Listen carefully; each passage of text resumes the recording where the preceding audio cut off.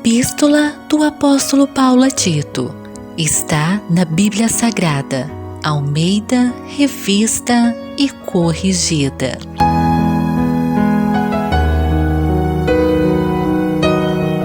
Tito era um gentil que havia se tornado cristão. Foi um dos companheiros de trabalho e auxiliares do apóstolo Paulo no seu trabalho missionário. Paulo o havia deixado na ilha de Creta, a fim de que ele organizasse e dirigisse as igrejas dali.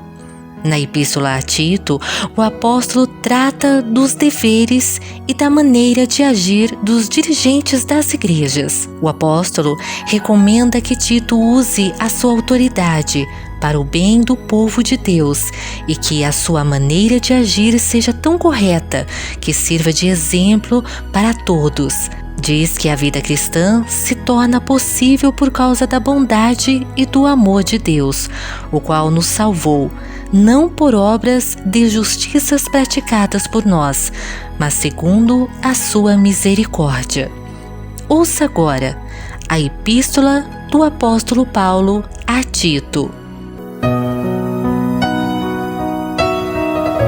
Capítulo 1. Paulo, servo de Deus e apóstolo de Jesus Cristo, segundo a fé dos eleitos de Deus, e o conhecimento da verdade, que é segundo a piedade em esperança da vida eterna, a qual Deus, que não pode mentir, prometeu antes dos tempos dos séculos, mas a seu tempo manifestou a sua palavra pela pregação que me foi confiada segundo o mandamento de Deus, nosso Salvador. A Tito, meu verdadeiro filho, segundo a fé comum, graça, misericórdia e paz, da parte de Deus Pai e da do Senhor Jesus Cristo, nosso Salvador. Por esta causa te deixei em Creta, para que pusesses em boa ordem as coisas que ainda restam, e de cidade em cidade estabelecesses presbíteros, como já te mandei. Aquele que for irrepreensível, marido de uma mulher, que tenha filhos fiéis, que não possam ser acusados de dissolução, nem são desobedientes. Porque convém que o bispo seja irrepreensível, como despenseiro da casa de Deus, não soberbo, nem iracundo, nem dado ao vinho, nem espancador, nem cobiçoso de torpe ganância, mas dado à hospitalidade, amigo do bem, moderado, justo, santo, temperante, retendo firme a fiel palavra, que é conforme a doutrina, para que seja poderoso, tanto para admoestar com a sã doutrina, como para convencer os contradizentes. Porque há muitos desordenados, faladores, vãos e enganadores, principalmente os da circuncisão, as quais convém tapar a boca, homens que transtornam casas inteiras, ensinando o que não convém por torpe ganância. Um deles, seu próprio profeta, disse: os cretenses são sempre mentirosos, bestas ruins, ventres preguiçosos. Este testemunho é verdadeiro.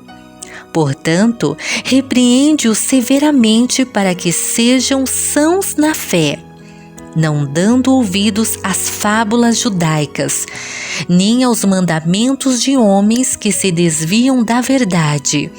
Todas as coisas são puras para os puros, mas nada é puro para os contaminados e infiéis.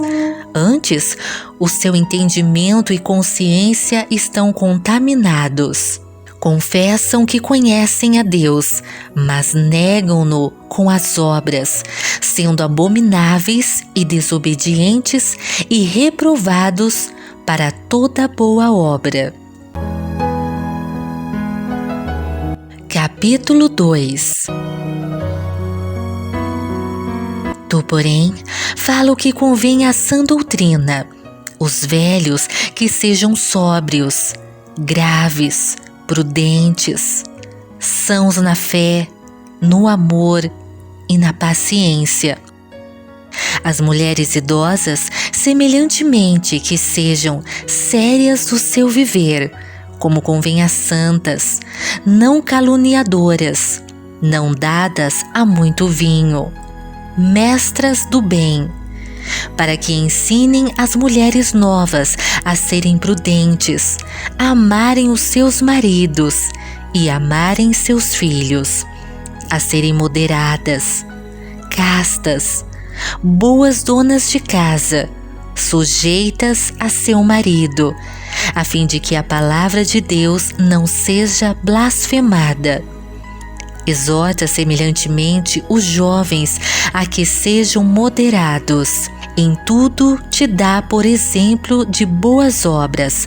Na doutrina mostra incorrupção, gravidade, sinceridade, linguagem sã e irrepreensível, para que o adversário se envergonhe, não tendo nenhum mal que dizer de nós.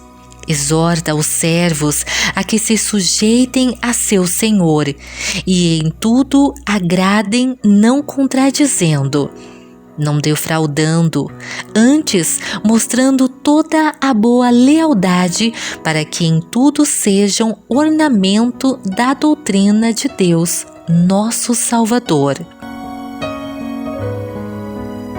Porque a graça de Deus se há manifestado, trazendo salvação a todos os homens, ensinando-nos que, renunciando à impiedade e às concupiscências mundanas, vivamos neste presente século sóbria, justa e piamente, aguardando a bem-aventurada esperança e o aparecimento da glória do grande Deus, o nosso Senhor Jesus Cristo, o qual se deu a si mesmo por nós, para nos remir de toda iniquidade e purificar para si um povo seu especial, zeloso de boas obras.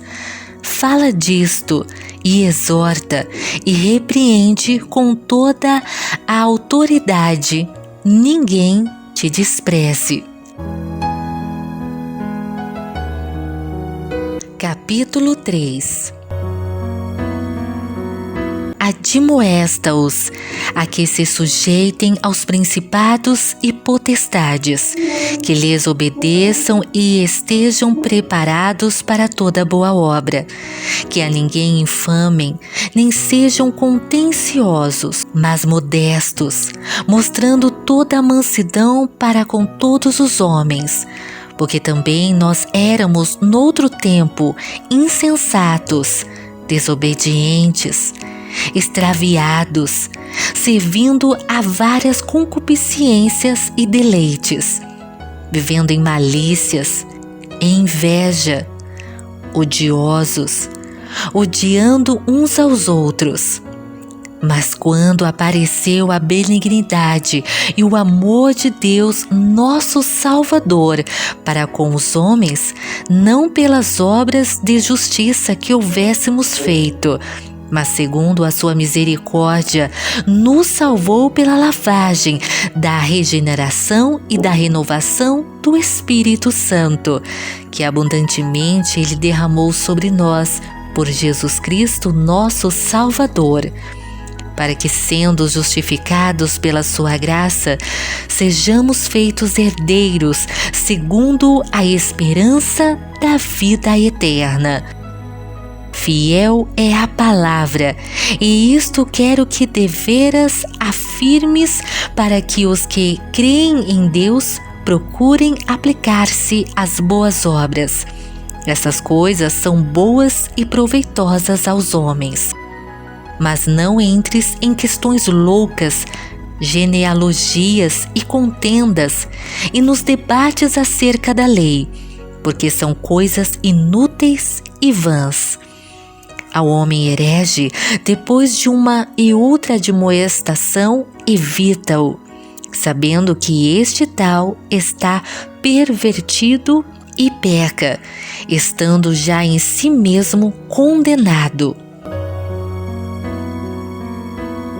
Quando te enviar Artemas ou Tíquico, procura vir ter comigo a Nicópolis, porque deliberei invernar ali.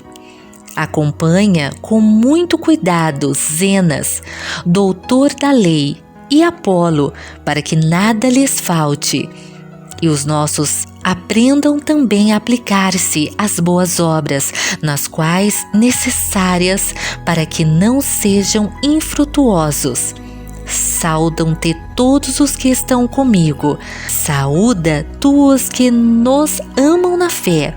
A graça sejam com vós todos. Amém. Acabamos de ouvir a Epístola do Apóstolo Paulo a Tito. Deus te abençoe.